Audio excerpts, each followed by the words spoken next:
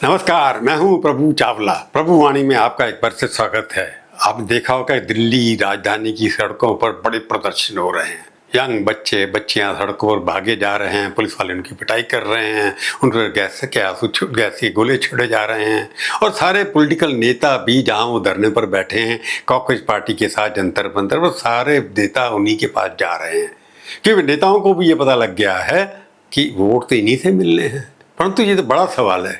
उससे पहले सवाल जो मैं खड़ा करना चाहता हूँ, ये सवाल ये है कि गांधी परिवार भी इसमें बड़ी तेजी से शामिल हुआ है। जैसा कि आपने टीवी चैनल पे भी देखा होगा, सोशल मीडिया पे जो देखा होगा, उनके लिए सवाल ये है कि जिंदगी या मौत का सवाल है राजनीति में। क्या गांधी परिवार ने ये समझ लिया है कि ये एक ऐसा मौका है, इसमें या तो आपकी राजनीतिक मौत हो सकती है या आप राजनीतिक जीवन बना सकते हैं। इसको हम कहते हैं आर पार की लड़ाई। आपने देखा कि राहुल गांधी जब विदेश यात्रा से लौटे, उससे पहले कोई भी मूवमेंट पार्टी के अंदर नहीं था, कोई धरना नहीं था। जैसे ही वो ये आए, उन्होंने देहरादून में जाकर के छात्रों के ऊपर भाषण दिया। उसके बाद आकर के दिल्ली के अंदर एक्टिव हो गए, पार्लियामेंट के अंदर हमला मचाया। और जब आपने देखा होगा कल की जिस तरह से पुलिस उनको घसीट करके ले जा रही थी, प्रियंका गांधी को धक्का देकर के बस में बिठाया गया। प्रियंका गांधी ने नारे, जिस तरह की भाषण मैंने किसी भी गांधी परिवार को अपने 45 साल के जर्नलिज्म के अंदर नारे लगाते हुए नहीं देखा। आपने देखा होगा कि जब प्रियंका गांधी प्राइम मिनिस्टर नरेंद्र मोदी के घर के बाद धरना देकर के बैठी थी, तो उसको तो नारे लगा रही थी, उनके पीछे बाकी सारे एमपी नारे लगा रहे थे। परंतु गांधी परिवार की एक नई चीज इसमें दिखाई दी, दोनों भाई बहनों ने बड़े सीक्रेटली काम किया। ऐसा लगता है जैसे एक योजनाबद्ध तरीके से काम किया। जिस दिन पिटाई हुई बच्चों की, उस दिन दूसरे दिन पहले पार्लियामेंट जाने की बजाय प्रियंका गांधी और राहुल गांधी हॉस्पिटल चले गए, जहां बिस्तर पर लोग एलिवेटर पर बच्चे थे, उनसे मिले, उनसे बातचीत की, फिर भाषण दिया। और उसके बाद कई लोगों के पास यूथ कांग्रेस को कहकर के, कांग्रेस सेवा दल के वर्कर को कहकर के खाना भिजवाया वहां पर। उसके बाद वो पार्लियामेंट जाने की बजाय खड़गे साहब, जिनका जन्म था उस दिन, उनके यहाँ चले गए। चुपचाप वहां से 50-60 एमपी को बुला करके जा करके, प्रधानमंत्री जी का घर है, उसके घर के बाहर कोने पर जाकर के धरना दे करके बैठ गए। जैसा कि आपने देखा कि पुलिस वाले आए, Jitendra Singh minister of state उनको मिलने के लिए आए, होम सेक्रेटरी हमारे पर मिलने के आया कि आप धरना खत्म करिए। राहुल गांधी ने मना कर दिया।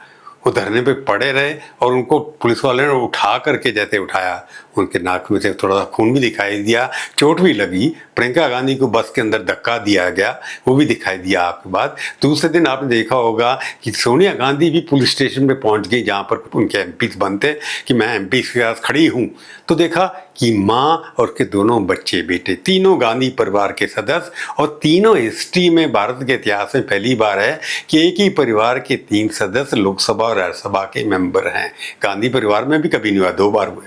यहाँ पर सोनिया गांधी राज्यसभा की मेंबर है, प्रियंका गांधी जो हैं वो आपको पता है केरला से जीत करके आई हैं, और राहुल गांधी रायबरेली उत्तर प्रदेश से चुन के आए हैं।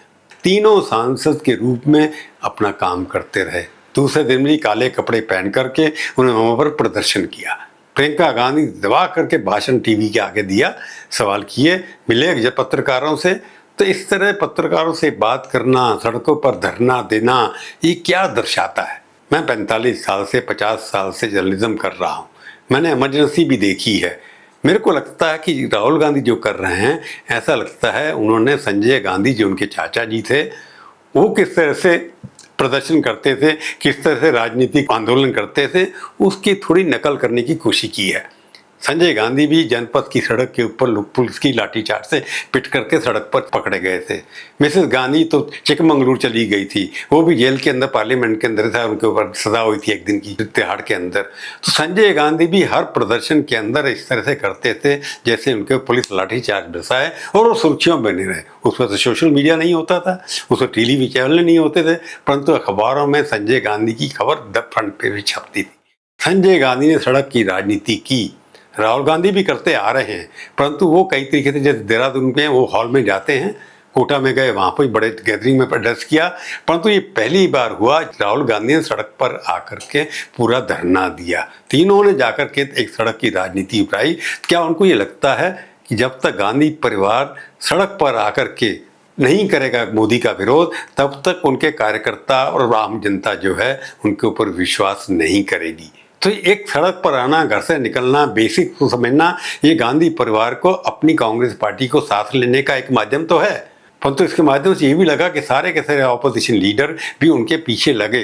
अखिलेश यादव भी यहाँ पर बैठे, वो भी अरेस्ट हुए। उनकी वाइफ डिम्पल यादव धरने पर गई, लोगों को उन्हें प्यार से देखा, कईयों को दवाई दी, सबसे ज़्यादा एक्टिव वो भी थी। तो जितने भी ऑपोजिशन लीडर हैं सब आकर के लगता है कि कांग्रेस के नेतृत्व में बैठ करके लड़ाई करने के लिए तैयार है। 12 साल के इतिहास के अंदर मोदी जी की इतना बड़ा आंदोलन पहली बार हुआ है। हालांकि उसमें कई स्टूडेंट थे या नहीं थे, परंतु राहुल गांधी को ये लगता है कि संजय गांधी का मॉडल अडॉप्ट करने से जैसे इंदिरा गांधी 2.5 साल में वापस आ गई थी, ये भी शायद वापस आ सकते हैं।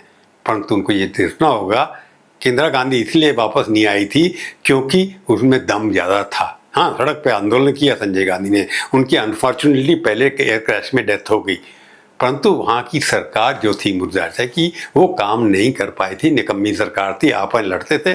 उनकी वजह से लोगों को लगा कि उन्होंने गलत पार्टी को चुन लिया। परंतु अभी लोगों को ऐसा नहीं लगता कि गलत पार्टी को चुन रहा है। मोदी की पॉपुलैरिटी अभी भी ज़्यादा है। और संजय गांधी ये लगता है कि 2 करोड़ नौकरियाँ नहीं मिली, एग्जामिनेशन पेपर लीक हो रहे हैं। हाँ, आजकल के बच्चों में दुख है, क्रोध है, इतना क्रोध है कि 23 लाख बच्चों का एग्जामिनेशन कैंसिल हुआ।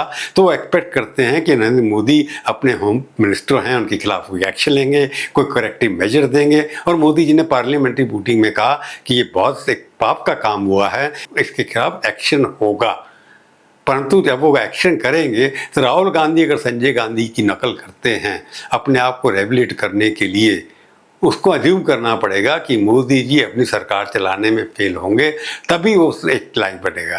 परंतु नकल करके सड़क पर आना, उसके माध्यम से जनता को साथ लेना, उनको लगता है कि 35 साल से नीचे के लोग जो हैं वो हैं ऐसे लोग जिनको वो जीत सकते हैं। अनएम्प्लॉयमेंट के नाम पर जीत सकते हैं, पेपर लीक के मामले में जीत सकते हैं, करप्शन के मामले में जीत सकते हैं, क्योंकि 45-50 साल के ऊपर के लोग, महिलाएं जो हैं वो अभी मोदी के से समर्थक हैं। मोदी के प्रति तोड़ पाना राहुल को भी समझ में आ गया, नहीं हो सकता वो ये कह दे कि SIR के माध्यम से चुनाव जीतते हैं। ये बात उनकी सच इतनी नहीं है, क्योंकि कई स्टेट्स में कांग्रेस पार्टी भी जीतती है। तो 2029 के चुनाव के लिए यूथ को साथ लेकर के चलना, और स्टूडेंट्स, क्योंकि 23 लाख स्टूडेंट ऐसे हैं जो सारे देश में फैले हुए हैं, इसलिए सारे देश में हम देखा होगा, बम्बई के अंदर भी प्रदर्शन हुआ, पटना में भी हुआ, कई और छोटे छोटे शहरों में प्रदर्शन हुआ। इससे ये लगता है कि यूथ इस आंदोलन के साथ जुड़ा हुआ है, जिसका फ़ायदा राहुल गांधी उठाना चाह रहे हैं। और पूरा परिवार मिल करके इस आंदोलन को कांग्रेस पार्टी से अलग करके, आपसे अलग करके, क्योंकि आपने शुरू किया रहा था। पहले दिन जब शुरू हुआ तो कांग्रेस पार्टी वहाँ पर नहीं थी। उसके बाद जब लगा कितने साल आ रहे हैं तो कांग्रेस पार्टी ने उसको हाईजैक किया, और उसका हाईजैक करने का तरीका बेटर था, धरने पे बैठना, पिटाई करवाना। कांग्रेस के लोगों को भी हुआ, परंतु कांग्रेस लोग हैं, वांगचुक जो है वो 3 दिन तक उनकी फेमस हुई, उनको उठा करके पुलिस ने जाके हॉस्पिटल में जमा करा दिया। अब वो दूसरे अस्पताल में चल गए हैं। तो 2 पैरेलल आंदोलन चल रहे थे, परंतु राहुल गांधी क्योंकि लीडर ऑफ द ऑपोजिशन हैं, इसलिए उनकी सुर्खियाँ ज़्यादा बटोरी उन्होंने। परंतु अगर इस संघर्ष को, सड़क पर लड़ने की संघर्ष को कितनी देर तक चलाएंगे, ये डिपेंड करता है कि कब तक ले जाएंगे और किस विषयों पर ले जाएंगे, किस मुद्दों पर ले जाएंगे। और सारी कांग्रेस परिवार जो है, सोनिया जी और राहुल जी और प्रियंका जी, तीनों मिलकर के अपनी कांग्रेस पार्टी और बाकी को लाश लेकर के चल सकते हैं कि नहीं। परंतु ये स्पष्ट है कि इस आंदोलन के सामने इसका प्रयोग गांधी परिवार ने अपनी क्रेडिबिलिटी साख बनाने के लिए अच्छे से किया है, और कॉज भी अच्छा उठाया है। इसमें कितना सफल होंगे, खाली संजय गांधी की नकल करने से नहीं होगा। आगे 3 सालों के अंदर आप क्या करेंगे, उसके ऊपर डिपेंड करेगा कि आप आगे कितना बढ़ सकते हैं। आज की प्रभुवाणी में केवल इतना ही। फिर मिलेंगे, किसी और विषय पर बात करेंगे। तब तक के लिए धन्यवाद। जानने से पहले मेरी एक रिक्वेस्ट है, मेरा चैनल ज़रूर देखिए, सब्सक्राइब करिए, शेयर करिए, टिप्पणी लिखिए। अच्छी, गंदी, खट्टी, मीठी, मैं सब पढ़ूंगा, बुरा नहीं मानूंगा। जय हिंद।